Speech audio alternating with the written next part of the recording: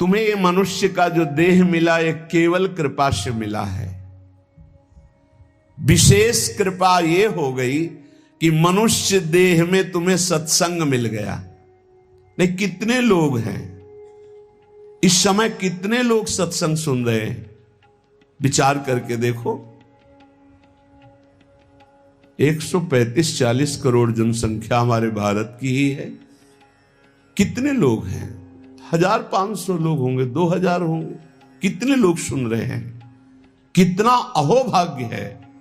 इस समय हम भगवत चर्चा सुन रहे हैं यमुना जी के पावन पुलिन पे बैठकर। यही यमुना प्रवाहित होती थी। ये पुलिन है जहां पर बैठे हो, यमुना जी की धारा यही बहती थी परिक्रमा मार्ग में। कालीदय में देखो सीढ़ियां बनी हुई, यहीं से यमुना जी, ये कालीदय जो कुंड है ये यमुना जी का ही किनारा है। जहां आप बैठे यमुना की धारा में, अब यमुना जी थोड़ा साइड में हो गई। हमें वृंदावन में प्रिया प्रीतम की महान कृपा भरे सत्संग सुनने को मिल रहा है। ये विशेष कृपा। इस पर भी विशेष कृपा कि हमारी बुद्धि भजन करने के लिए सब कुछ त्यागने के लिए तैयार है। विशिष्ट कृपा।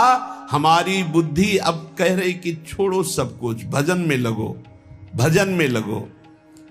इस सुअवसर को हाथ से मत जाने देना, नहीं तो कृपा का अपमान करने वाला केवल पछताता ही पछताता है। ये अहेतुकी कृपा हो गई है।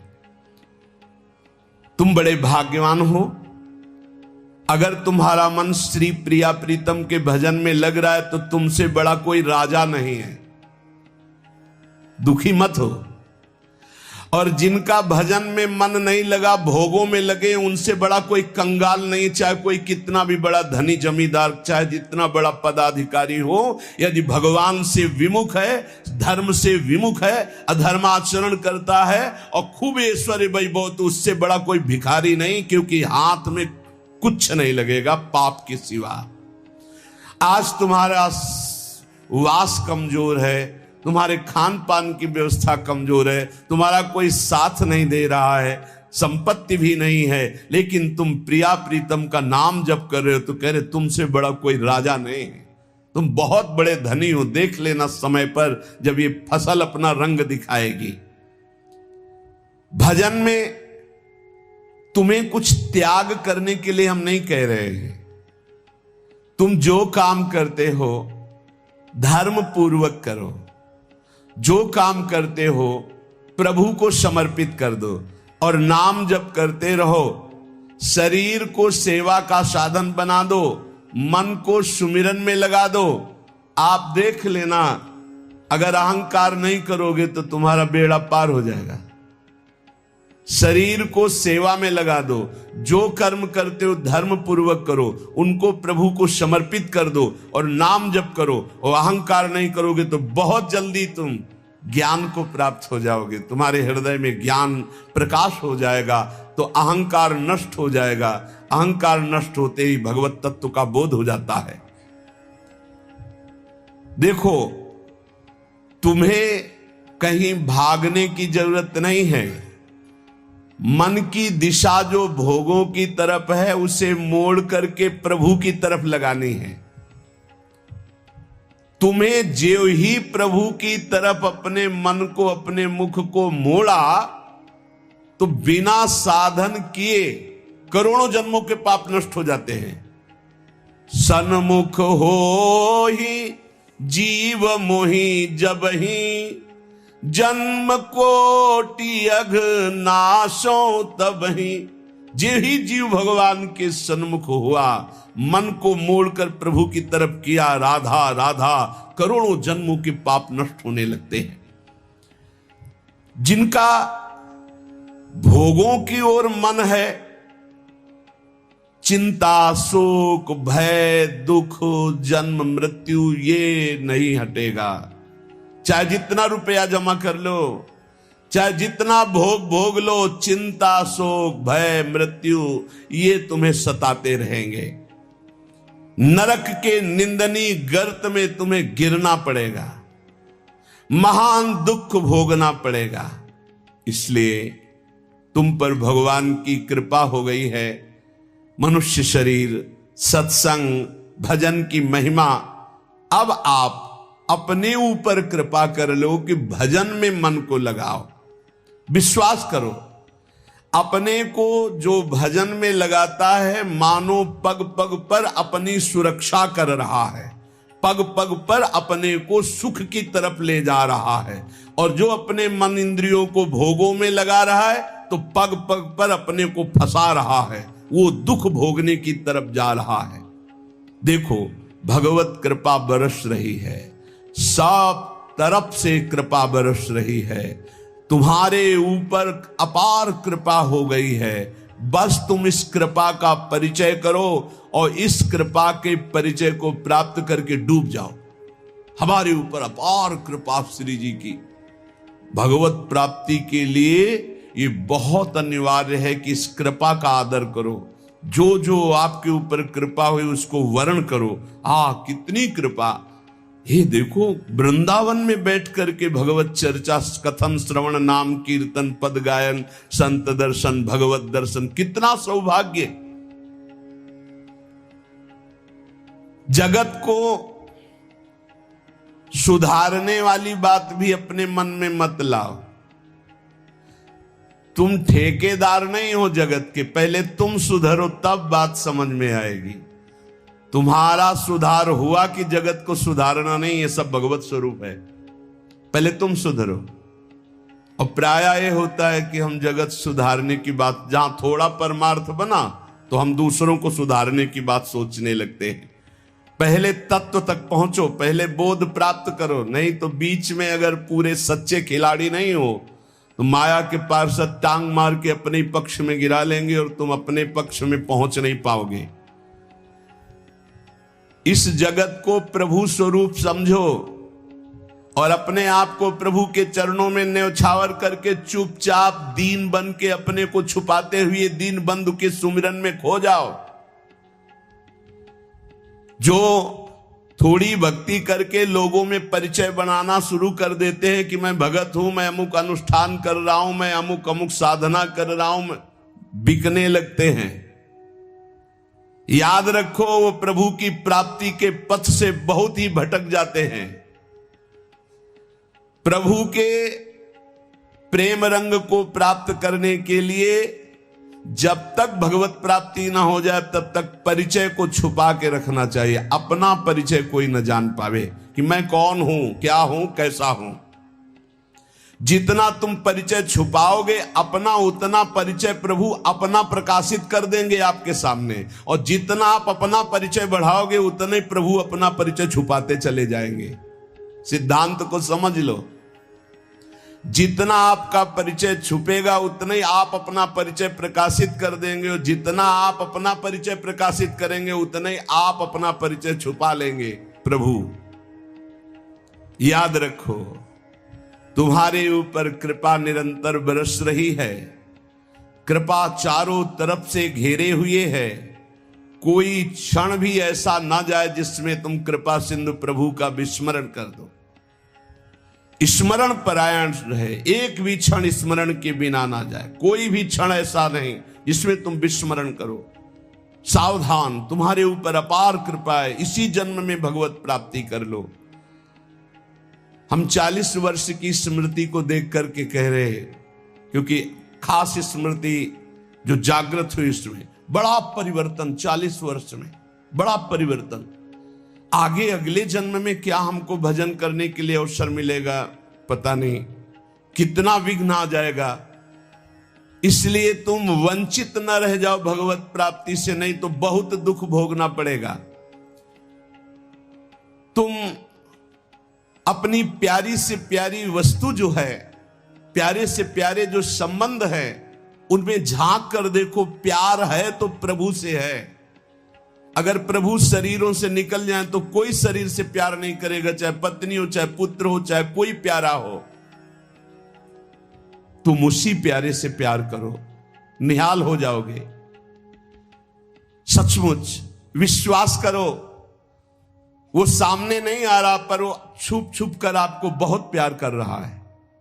सब मम प्रिय, सब मम उपजाए। सच्ची सच्ची सच्ची बहुत प्यार करते हैं प्रभु, बहुत प्यार करते हैं प्रियाजू अपने लोगों को अहेतुकी कृपा। हमारा प्यार देखो क्या है, ईमानदारी से देखो, 100 में 1% प्यार नहीं प्रिया प्रीतम के प्रति, और उनका 100 का 100% हमारे प्रति प्यार है। देख लो कहां हम कौन हैं, कैसे हैं, आज भी कैसे हैं, और उनकी कृपा कहां बैठा ले, क्या कर रही कृपा उनकी, कितना अमोघ। हम कर रहे हैं तो बुरा ही कर रहे हैं, और वो कर रहे हैं तो कृपा ही कृपा कर रहे हैं। हम सो ना बिगाड़न को, तो सो ना समारन को, तो ही मोई परी होड़। जब ये बात हम देखते हैं तो रोना आता है, कहां उनकी अपार कृपा और कहां हमारी नीचता। वो अज्ञात रूप से आपको बहुत प्यार करते हुए हर समय आपको दुलार कर रहे हैं। वो तुम्हें कभी एक क्षण के लिए भी नहीं छोड़ते। तुम केवल निरंतर स्मरण करो तो तुम्हें दिखाई देगा कि उनका परम अभय कर कमल तुम्हारे सर पर रखा हुआ है। अब किसके आशीर्वाद की मांगने की जरूरत है?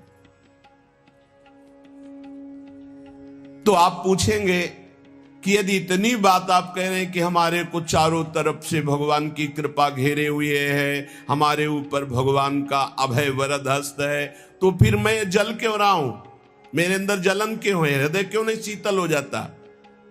दिन रात हृदय में शोक है, विषाद है, चिंता है, आग की तरह जल रहा, चैन नहीं मिल रही है। ये क्या कृपा है आपकी?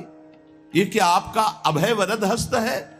आप कह रहे हो सब पर कृपा है, तो मेरा तो हृदय जलता रहता है, मेरा तो हृदय विषाद चिंता शोक से युक्त रहता है। उत्तर यह है, ना आग है ना जलन है, तुम समझ नहीं पा रहे हो, तुम्हारी उल्टी सोच की जलन है, तुम्हारी उल्टी समझ के कारण ये जलन है। अगर समझ जाओगे तो निहाल हो जाओगे। तुम्हारी उल्टी चाल है, दुख की तरफ चल रहे हो, असत का चिंतन कर रहे हो, जो जलन है उसका चिंतन कर रहे हो, उसमें फंसे हो, इसलिए जल रहे हो। क्या होगा? इतनी संपत्ति से क्या होगा? इतना हो जाए तो आज तक कोई ऐसा मिला हो कि हाथ उठा के भगवान से कह दिया हो कि बस अब मत देना, संपत्ति हमारे लिए पर्याप्त है? कभी नहीं। 100 तो हजार, हजार तो लाख, लाख तो 10 लाख, 10 लाख तो करोड़, करोड़ से अरब, अरब से खरब। कितना मर जाओगे, एक चवन्नी तुम्हारे हाथ नहीं जाएगी, 25 पैसे हाथ नहीं जाएंगे। बस ये सोच तुम्हारी तुम्हें नरक ले जाएगी, तुम्हारी दुर्गति कर देगी। यही तुम्हारे जलन का कारण है। जलन का कारण भगवान नहीं है, जलन का कारण और कोई व्यक्ति नहीं है, जलन का कारण आपकी सोच है, आपका चिंतन है, आपका भाव है। इसी भाव को, जो मलिन भाव है, भगवत भाव में लगा दो, अभी आनंद में डूब जाओगे। आपका चिंतन। 2 ब्राह्मण बैठे हुए थे पास, एक भगत आया, उसने कहा आज हमें 2 ब्राह्मण भोजन कराने हैं, आप चलेंगे? बोले हाँ हाँ। गए, अच्छे से भोजन पाया, बाहर निकले, 11 रुपया देके पैर छुआ। तीसरा ब्राह्मण दूर खड़ा देख रहा था, तो एक ब्राह्मण मुस्कुरा रहा था जो प्रसाद पाके आया था, और दूसरा जल रहा था। तीसरे ब्राह्मण ने पूछा कि आप मुस्कुरा क्यों रहे? तुम कहा यार आज तो भोजन की भी व्यवस्था नहीं थी, भगवान ने कितनी कृपा की, भोजन भी मिला, 11 रुपया दक्षिणा मिली। दूसरे का आपका चेहरा उदास है, आप जलन से युक्त क्यों है? ले यार हमने सोचा था 51 रुपया देगा, 11 दिया, तो 40 का तो घाटा हो गया ना, इसलिए चल रहा हूं। अब उसमें बोलो भगवान की क्या कमी है? भगवान ने दोनों को भोजन दिया, 11 दक्षिणा दी, उसका भाव उसको जला रहा है, उसका चिंतन उसको जला। एक खुश है कि भोजन भी मिला, 11 रुपया मिले, एक नाराज है, जल रहा है कि 51 तो देता, 40 का घाटा हो गया, हृदय में जल रहा है। ये जलन, ये शोक, ये चिंता, ये विषाद तुम्हारे चिंतन से है, तुम्हारी गलत दिशा से है, तुम्हारे गलत आचरणों से। भगवान की कृपा आप पर है, पर आप गलत दिशा जा रहे हैं, आप गलत चिंतन कर रहे हैं, आपका गलत भाव है, इसलिए आप शोक विषाद चिंता भय आदि में हैं। तुम्हारा ज्ञान अज्ञान ही है, क्योंकि तुम दुख को सुख मानकर भोगने के लिए दुख की तरफ जा रहे हो। इस संसार में जिसको कहीं कुछ भी अच्छा लग रहा है, कोई भोग, कोई व्यक्ति, कोई पद, कोई वस्तु, वो अज्ञान ही है। दुखालयम अशाश्वतम बोर्ड लगा दिया भगवान ने। यहां नाशवान सब कुछ है जो कुछ भी आपके पास है, और सब दुख देने वाला है परिणाम में। परिणाम में, वर्तमान में तो तुम्हें सुखद लगेगा, लेकिन परिणाम में दुख देने वाला यहां सब कुछ है। जो दिखाई दे रहा है वो है नहीं, जो है वो दिखाई नहीं दे रहा। यही माया का कार्य है। इसलिए तुम्हारी सुख की कामना तुम्हें दुख दे रही है। तुम्हारे हृदय में जो ये भाव बैठ गया है कि हम रुपया से, पद से, भोगों से, नाना प्रकार की सामग्री अगर हम मन चाहे मिल जाए तो मैं सुखी हो जाऊं, कभी सुखी नहीं होगे। अगर मिल भी जाए तो कभी सुखी नहीं हो सकते, क्योंकि तब लग कुशल न जीव को, सपने हु मन विश्राम, जब लग भजत न राम को, शोक धाम तज काम। जब तक शोकों के धाम, कामनाओं का त्याग कर भगवान का भजन नहीं होगा, तब तक शांति नहीं मिल सकती स्वप्न में भी मन को। ये जो सृष्टि दिख रही है ये ऐसी है नहीं, ये अविद्या के कारण दिख रही है। ये ब्रह्ममय है, ये भगवत स्वरूप है। भगवान गीता जी में कह रहे हैं वासुदेवा सर्वमिति समहात्मा सुदुर्लभा। जो महान आत्मा ऐसा देखता है कि सब भगवान, केवल भगवान, पूरे के पूरे भगवान, मत्ता पर तरब नान्यत किंचिदस्ति धनंजय, किंचन मात्र कुछ और नहीं, वो भगवान की कृपा से परमानंद में डूबता है। चलो, यदि तुम नहीं सुधर सकते, नहीं छोड़ सकते, तो जो होता है होने दो। तुम नाम को पकड़ लो। तुम्हारे रोकने से न मन रुक रहा है, न इंद्रियां रुक रही, न बुरे आचरण रुक रहे हैं। छोड़ो, रोकने की बात छोड़ो, पकड़ो, नाम को पकड़ो। राधा राधा राधा। अपने आप घृणा ना हो जाए तो हमसे बता देना। अपने आप घृणा हो जाएगी, पक्का हो जाएगी। बड़े बड़े विषयी पुरुषों को ऐसी घृणा हुई कि जीवन में लौटकर कभी भोगों की तरफ नहीं देखा। जीवन में लौट करके ऐसे आसक्त भोगी पुरुष, और जिस समय नाम का कृपा प्रसाद चढ़ा तो लौट करके नहीं देखा उन भोगों की तरफ। तुम तो बस अपने मंगलमय प्रभु के चिंतन में चित्त को जोड़ दो, फिर देखो कैसा परिवर्तन होता है। तुम किसी स्थिति की खास कल्पना मत करो, निश्चिंत हो जाओ। तुम नाम के जपने में चित्त को जोड़ दिया तो ऐसे सुख के प्रवाह में पड़ोगे, तुम्हें पता ही नहीं है कि कितना सुख नाम जापक को मिलता है। अगर नाम जप नहीं करोगे तो तुम्हें पता है तुम सुख के लोभ में ऐसे भयानक जगह गिरने जा रहे हो जहां से तुम्हें केवल केवल हरि बचा सकते हैं, दूसरा नहीं। बड़ा सुंदर दिखाई दे रहा है, बड़ा लुभावना सुखद दिखाई दे रहा है, लेकिन भगवान से विमुख होकर जब इसको भोगने जाओगे तो ऐसा फंस जाओगे कि निकलना मुश्किल हो जाएगा। संसार एक ऐसा सुहाना दलदल है जिसमें जानबूझ के जाके फंस जाया जाता है। दलदल का मतलब होता है ऊपर से एकदम सूखी पपड़ी, ऐसा लगता है कि बिल्कुल आप थल में आराम से चले जाइए, कहीं कोई परेशानी नहीं, और जो ही गए सो गले तक गए, एकदम रबड़ी जैसा वो मिट्टी होती, धंसते चले जाओ। ऐसा दुखद, ऐसा चिंता, शोक, जलन वाला संसार इतना सुहावना बना है माया से कि जानबूझ करके हम इसमें कूद जाते हैं और जलते रहते हैं। चिंता, शोक, भय, ईर्ष्या, द्वेष, काम, क्रोध, लोभ, मोह, मद, मत्सर एक है। ये सब तुम्हें जला देंगे यदि नाम जप नहीं करोगे। इसीलिए हर प्रश्न का उत्तर नाम जप है, क्योंकि सब का बल नाम में ही प्रकट होता है। इस दुख से तुम कभी अलग नहीं हो सकते, ये दुख तुमसे कभी अलग नहीं हो सकता। ये जलाएगा जब तक भजन नहीं करोगे। इसलिए भजन करना सर्वोपरि बात समझ लो। अगर समझ में आ रही हो तो समझ लो, केवल इतना समझ लो, तुम नाम को पकड़ लो, नाम सबसे छुड़वा देगा आपको। एक जन्म स्वांग ही कर लो भक्ति का।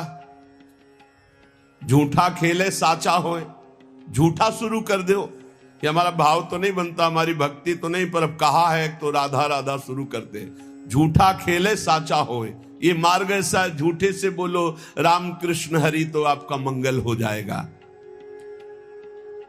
जे ही आप नाम जपना शुरू करते हैं तो खास बात क्या होती है कि आपके जीवन की बागडोर स्वयं श्री कृष्ण ऐसे पकड़ लेते हैं जैसे अर्जुन के रथ की बागडोर पकड़ ली।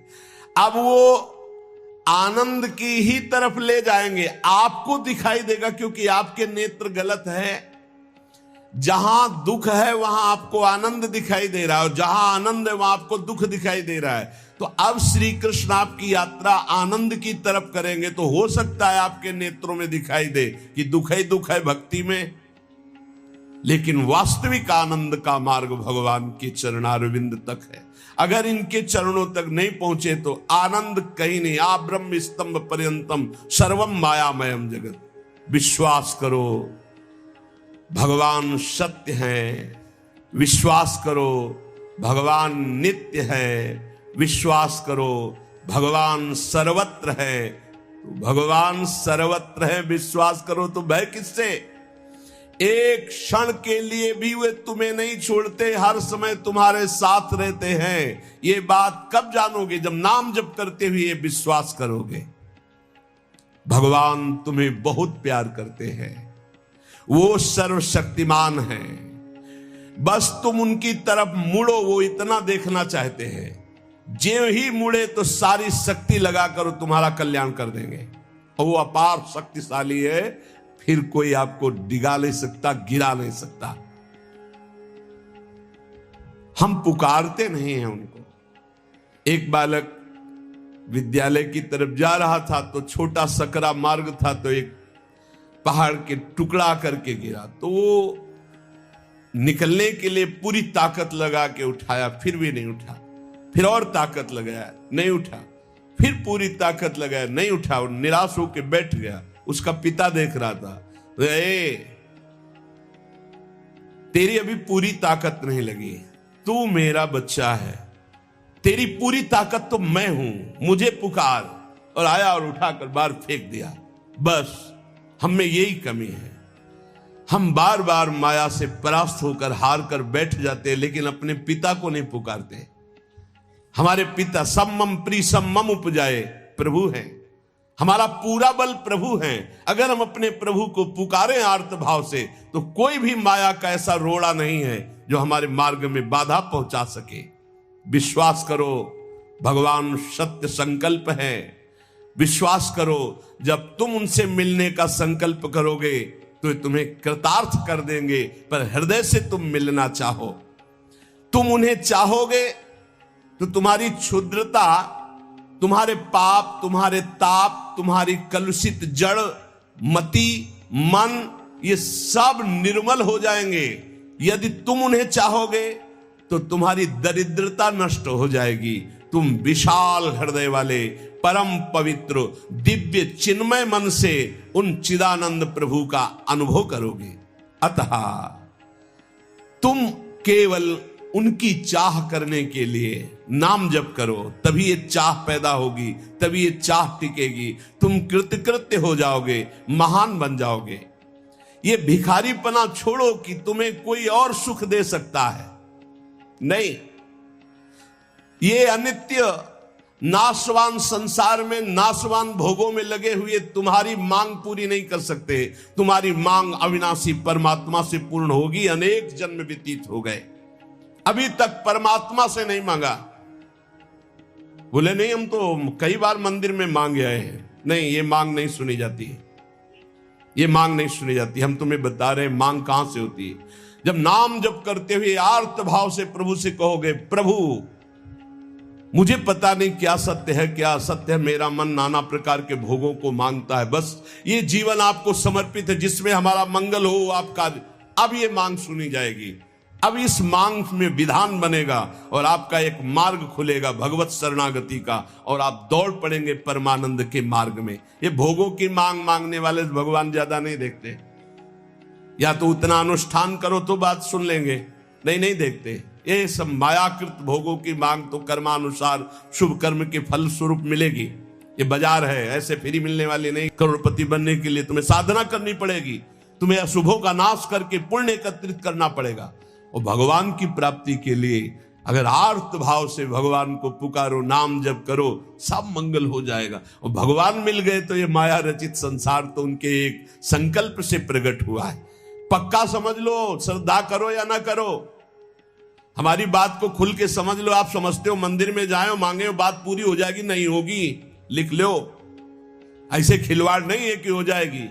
पत्नी की प्राप्ति करनी थी तो करदम जी ने 10,000 वर्ष तपस्या की, तब पत्नी प्राप्त हुई। आप देखो ना, कोई भी उपाय। जब पुत्र नहीं हो रहा था दशरथ जी के, तो वशिष्ठ जी के यहां जाकर के प्रार्थना की, महाराज पूरी अयोध्या सुनी सुनी लग रही, बिना संतान के आगे चक्रवर्ती सम्राट पर बैठने वाला कोई अधिकारी नहीं दिखाई दे रहा। तब श्रृंगी ऋषि वशिष्ठ बुलावा, श्रृंगी ऋषि को बुलाया, भारी अनुष्ठान किया गया पुत्रेष्टि यज्ञ का। और उसी यज्ञ में श्री भगवान के प्रादुर्भाव होने का संयोग बना, खीर प्रकट हुई और उसे विभाजित किया गया। 4 पुत्र हुए, भगवान श्री राम, लक्ष्मण, शत्रुघ्न, भरत जी। क्या अद्भुत तो अनुष्ठान भगवान ने ये दिखाया। आप इतिहास पढ़कर देखो, शास्त्र पढ़कर देखो, कामना के लिए तप किया गया है, कामना के लिए उस प्रकार के शुभ अनुष्ठान किए गए। और अगर निष्काम भाव से भगवान की आराधना करो तो योगक्षेमम वहाम्यम, मांगना ही नहीं पड़ेगा, आगे से आगे वो व्यवस्था करते जाएंगे, आगे से आगे व्यवस्था करते जाएंगे। हम तुम्हें कैसे बतावे, पग पग पर वो उनकी कृपा ऐसे बरसती चली जाती, कैसे कैसे बताए। जहां ऐसा कैसे होगा, ये हमारे सामने प्रश्न आया कि उसका उत्तर उसके पास पहुंच जाता है। हो गया, ये हो गया। प्रश्न हुआ कैसे होगा, और वो हो गया। अरे कर तुम अन्यथा कर तुम, हम प्रभु की शरण में हैं, उनके वचन कभी झूठे हो सकते हो। कहते हैं अनन्यस चिंत्यन्तो माम ये जना पर्युपासते तेषाम नित्याभियुक्ता नाम योगक्षेमम वहाम्यहम, मैं स्वयं वहन करता हूं, अप्राप्ति की प्राप्ति कराता हूं, क्षेम की रक्षा करता हूं। किनको? जो केवल मेरा चिंतन करते हैं। फिर आपको चिंता की बात नहीं, और आप चिंतन नहीं कर रहे, मनमानी भोगाचरणों में उतरे हुए हैं, और आप चले गए मंदिर, भगवान हमारी कामना पूर्ति नहीं होगी, पूर्ति हमारी बात मान लो। उसके लिए अनुष्ठान करना पड़ेगा उस कामना के अनुसार। अच्छा, दूसरे लोग होते हैं, जैसे किसी लेबर से कहा जाए तुम्हें 500 रुपया देंगे, शाम तक ये काम हो जाना चाहिए। बोले जी साहब, ऐसे भगवान से बात करते हैं। प्रलोभन भगवान को दे रहे हो, घूस दे रहे हो। तुम्हें 56 भोग लगा देंगे, तुम हमारा एक काम कर दो, ऐसे होता है? नहीं। जब कोई बात कहनी है तो हृदय से, आर्त भाव से, नाथ मैं आपका हूं। अपने पिता को कोई घूस देता है, मां 100 रुपया देंगे बाल भोग बना दे, कभी ऐसा कहा है आपने पिता से? कभी लाओ 500 रुपया, हमें जरूरत है नहीं देंगे, रोज मांगता है, अरे देना पड़ेगा, बाप के सिवा हमारा कोई है नहीं तो हमको चाहिए, अब आप दो, पापा आपको देना पड़ेगा। ऐसे या तो संबंध से मांगो, भगवान से संबंध है, संसार में भगवान से संबंध नहीं है तो भगवान नौकर नहीं तुम्हारे, भगवान भगवान है। अरे अखिल कोटि ब्रह्मांडों के मालिक है वो, अनंत ब्रह्मांडों का भरण पोषण करने वाले तुम्हारे कैसे बच्चे हो? तो कैसे बच्चे हो? अपने पिता से, अपने प्रभु से, अपने सखा से, अपने प्राण प्रीतम से कैसे तुम बात करते हो? या तो संबंध रख के बात करो, या फिर उतना साधना करो, तब तो कामनाओं की पूर्ति। साधना हो रही भोगों की, मनमानी भोगाचरण, धर्म विरुद्ध आचरण, और भगवान से जाके मांगोगे तो भगवान फिर बोले हमारी अश्रद्धा हो गई, हमारी कामना की पूर्ति नहीं की भगवान ने। तुम्हारी अश्रद्धा से क्या फर्क पड़ता है? आकाश पे अश्रद्धा करोगे तो क्या फर्क पड़ जाएगा? आकाश पे श्रद्धा करोगे तो क्या फर्क पड़ जाएगा? तुम्हारा भाव, आकाश तो बहुत दूर है, तुम छू भी नहीं सकते। ऐसे वो परमात्मा निर्लिप्त, निरपेक्ष, तुम्हारे किसी भाव से वहां फर्क नहीं पड़ता। हाँ, तुम्हारे पे फर्क पड़ जाएगा। भाव करोगे तुम्हारा मंगल हो जाएगा, अभाव करोगे अपने आप नष्ट हो जाओगे। विश्वास करो, भगवान सत्य संकल्प है, कृपा की मूर्ति है, कृपामयी है, प्रभु मूर्ति कृपामयी है। पर यह विश्वास तभी जब नाम चल रहा है, हमारी बात मान लेना, बिल्कुल हृदय से कह रहा हूं, पूरे जीवन की बात, सार बात कह रहा हूं। पायो नाम चारु चिंतामणि, उर करते न खसई हो, अब लो नसानी, अब ना